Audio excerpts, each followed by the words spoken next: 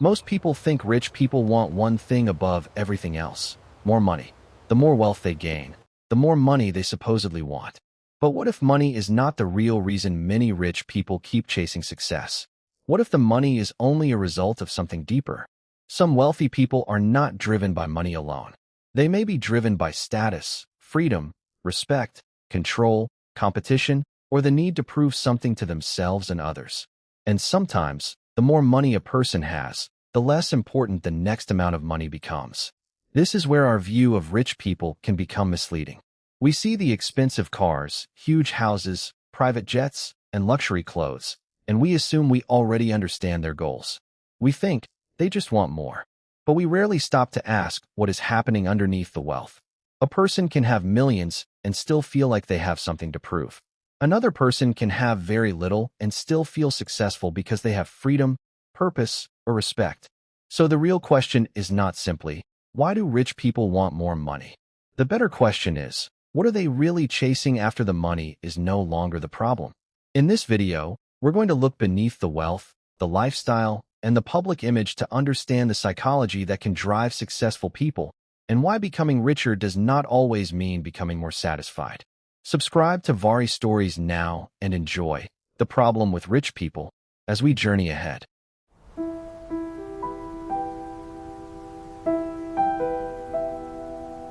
One of the biggest mistakes we make when looking at rich people is assuming that their behavior is always about money. A wealthy person buys an expensive car, and we say they want to show off. Someone builds a bigger company, and we say they just want more money. Someone keeps working even after making enough to live comfortably, and we ask, why can't they just stop? But these explanations only describe what we can see.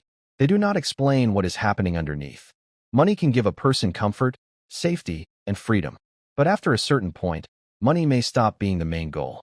Something else can take its place. For one person, it may be respect. For another, it may be freedom. For someone else, it may be the feeling of winning.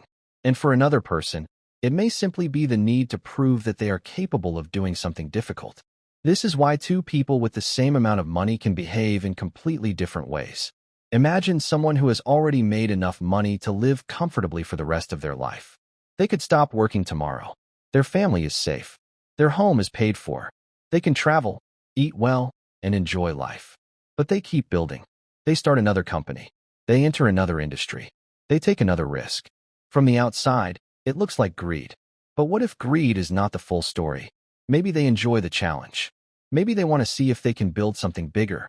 Maybe they want the respect that comes with success. Maybe they are afraid of becoming irrelevant. Or maybe their identity has become connected to achievement. This is where psychology becomes important. People do not always chase the thing they think they are chasing. A person may say, I want more money. But underneath that statement could be another need. They may really want security. They may want freedom from other people. They may want respect from their family. They may want to prove something to the people who once doubted them. They may want to feel important. Money simply becomes the tool they use to reach that deeper goal. Think about a person who grew up with very little. They may spend years telling themselves, one day, I will never struggle again. When they finally become wealthy, the fear of struggling may not disappear immediately. They may still save more. They may still work more.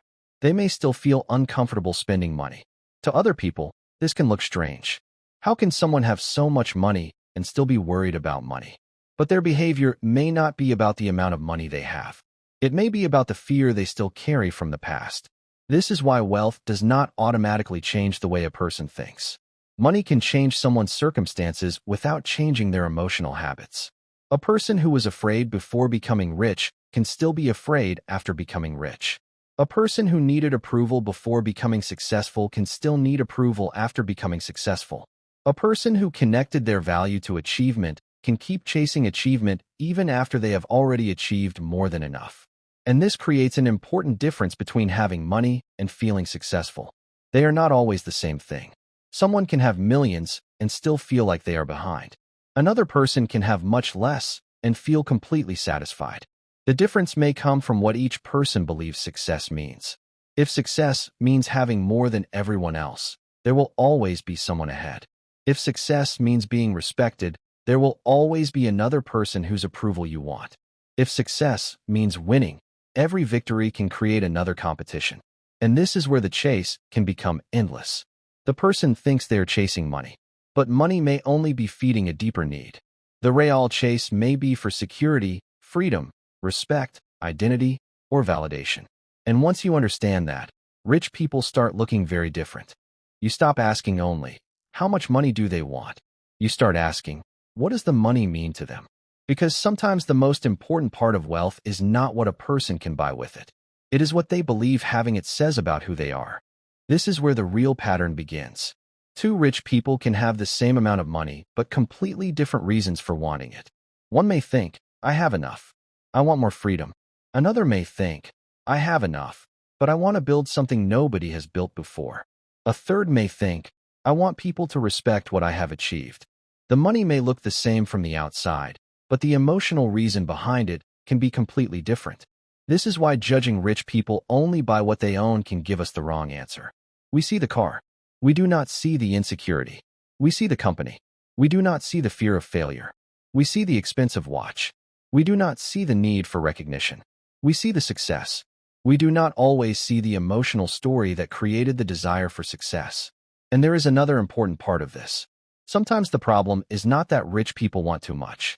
Sometimes the problem is that they have learned to measure themselves by what they achieve. If a person's identity is built around winning, then losing can feel like more than losing. It can feel like losing part of themselves. Imagine a business owner who has spent 20 years building companies. Every new company becomes another test. If the company succeeds, they feel powerful. If it fails, they may feel ashamed. So they start again, not because they need the money, but because success has become part of their identity. This can also explain why some successful people take risks that seem unnecessary. To someone outside their world, the risk may look foolish. But to them, the challenge itself may be exciting. They are not only asking, how much money can I make? They may be asking, can I actually do this? That question changes everything. It turns wealth from a destination into a game. And once the game becomes the source of excitement, there is always another level to reach. 1 million becomes 10. 10 becomes 100. One company becomes 5. One achievement becomes another. The person may never feel finished because the goal was never simply money. The goal was the feeling that came with achieving it. This also explains why some wealthy people continue working when they clearly do not need to. People often say, if I had that much money, I would retire. And maybe you would. But you may be imagining wealth from your own emotional position. A person who has spent years building things may not see work as punishment. Work may be part of their identity. It may give them purpose. It may give them a challenge. It may give them a reason to wake up every morning. So when you say, why don't they just stop? You may be asking the wrong question. The better question is, what does stopping mean to them? For one person, stopping may mean freedom. For another, it may feel like losing their purpose. For another, it may feel like becoming invisible. This is the psychological difference people often miss. We think money creates behavior, but sometimes the person's beliefs create the behavior, and money simply gives those beliefs more room to grow. A person who values freedom may use wealth to escape control. A person who values status may use wealth to gain recognition. A person who values achievement may use wealth to build bigger things. A person who fears poverty may use wealth to create extreme security. The same money can create completely different lives. And this is why we should be careful when we say, rich people are all the same. They are not. Some want freedom. Some want influence. Some want respect. Some want security. Some want to win. Some simply enjoy building. And some may never feel like they have enough because the thing they are really trying to satisfy cannot be solved by money alone. That is the deeper problem. Money can buy comfort, but it cannot automatically give someone peace. It can buy attention, but it cannot guarantee respect. It can create freedom, but it cannot tell someone what to do with that freedom. It can prove that you succeeded, but it cannot decide whether you feel successful inside. So the next time you look at a wealthy person and think, they just want more money, pause for a moment. Ask a better question. What is the money helping them feel? Because once you understand that, you begin to understand the person behind the wealth. And that is the part we often miss. We focus on the money because it is easy to see, but the real story is usually hidden underneath it. I hope you understood what you watched. If not, watch again.